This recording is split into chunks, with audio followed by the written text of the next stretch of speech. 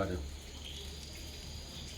Recently, I read a Italian quote, a saying that goes like this: between saying and doing lies a deep sea. Actually, what the proverb means is that words are easy to tell, but actions are very hard to make. That means our intentions, our actions must be pure, then only it will be fruitful.